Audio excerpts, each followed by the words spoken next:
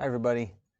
So I wanted to make another kind of quick hitter video, and this has been one that's kind of been on my radar for a while because I've been getting a lot of questions about this from people where I work, as well as just YouTube comments and whatnot.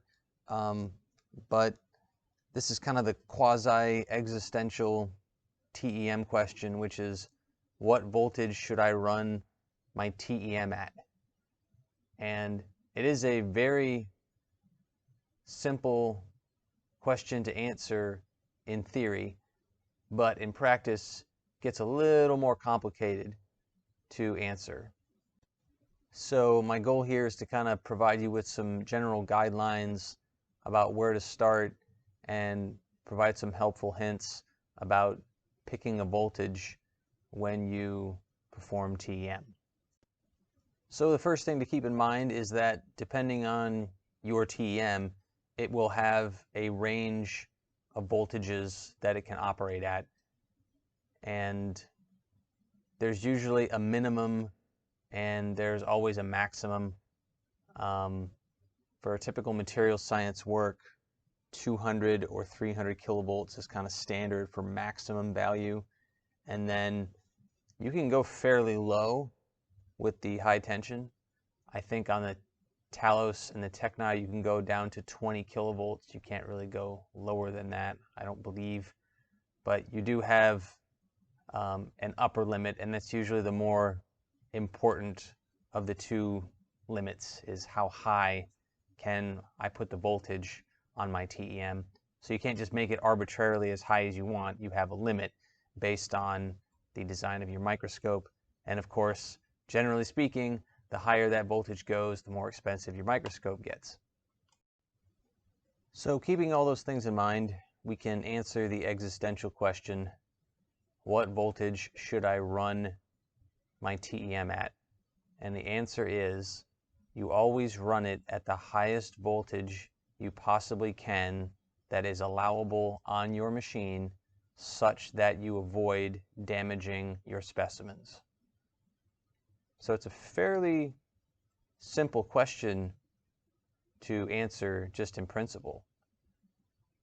So in other words, if you have a specimen and you have a microscope that goes up to 200 kilovolts and you can image it at 200 kilovolts and you don't cause any damage to the specimen, run it at 200 kilovolts.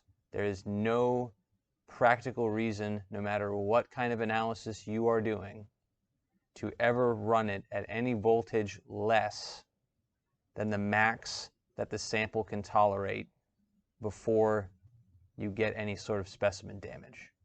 Everything is always better in TEM the higher you go in voltage, and that applies whether you're doing things like imaging, whether you're doing EDS, whether you're doing eels, whether you're doing diffraction. It doesn't matter. For all intents and purposes, the higher you can go and still avoid damage to the specimen, the better off you will be. So obviously that's a fairly straightforward answer. So where this gets tricky, of course, is that depending on your specimen, figuring out that voltage might be a little difficult. Generally speaking, when you're dealing with physical sciences specimens, those tend to be able to tolerate higher voltages. So we're talking about inorganic materials, semiconductors, ceramics, metals. Those generally can take 200 or even 300 kilovolts without acquiring damage. And again, the ability to image or analyze without damaging the specimen while doing it is important, because you want to make sure that what you're actually seeing is a true representation of the material, and you want to make sure that what you're seeing isn't actually just a result of the electrons interacting with it, right? So that's why that's critical.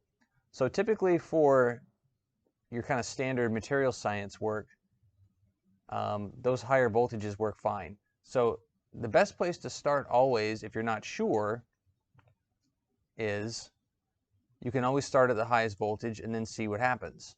Or another thing you can do too is, and I always encourage people to do this, is go do a literature search, see if anybody has done work on materials like what you're going to be working on and what those people have reported as being successful or not successful, because you will usually find background information that will help you, pick a voltage, right? You can learn from what others have done, so you're not just kind of spinning your wheels and, reinventing things. I would, of course, like to point out that there are scenarios dealing with material science in organic specimens where going to lower voltages is necessary. A great example of that is molybdenum disulfide monolayers. So if you're imaging a single monolayer of a crystalline material, generally speaking, those can't tolerate several hundred or a few hundred keV. You have to do those at more like 60 or 80 keV, even though those are inorganic materials. So again, if you're unsure of where to start at the highest voltage your microscope will operate at, and then you can see if you have any problems. If you have any problems from there, then you can experiment with reducing the voltage. So if you're having problems at 200 kilovolts, and this is where it's going to become challenging because you don't know that point, generally speaking, at which point you're getting damage without playing around with the voltage. Right? So you can go from 200 down to 120, you can go from 120 down to 100, you can go to 80, you can go to 60 kilovolts. It's kind of unheard of to go less than 60 kilovolts with current TEM technology. But those are kind of typical, voltages that you could use. That's not to say that you can't dial in a very specific voltage like 173 keV if you wanted to, but we tend to like, nice round numbers.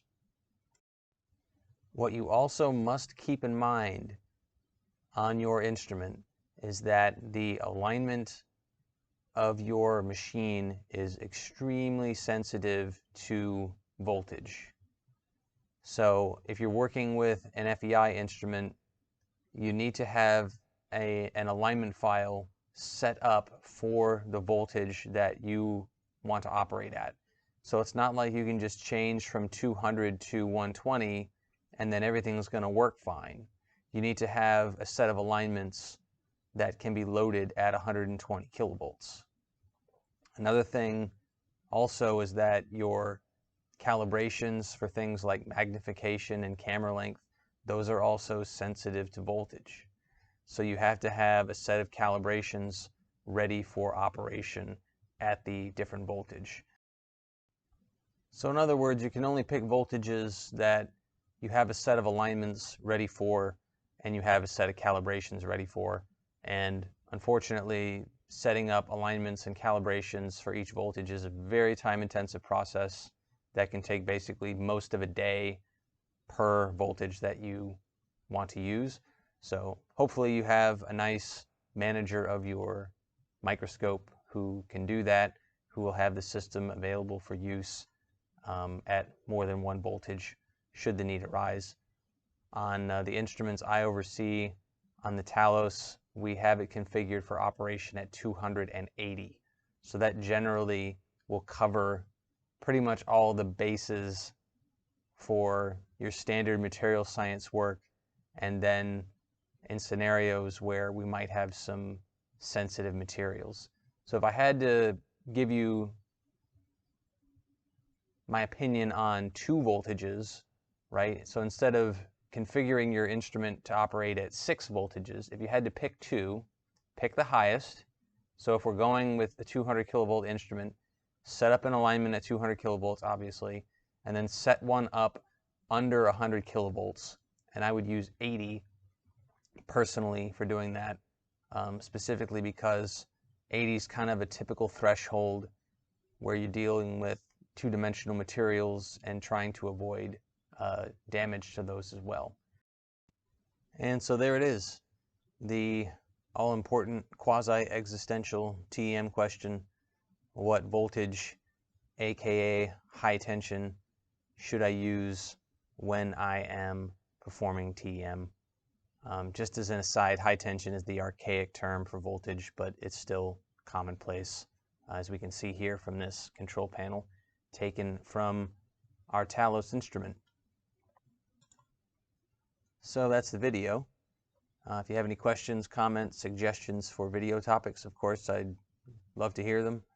And with that, thank you for your attention.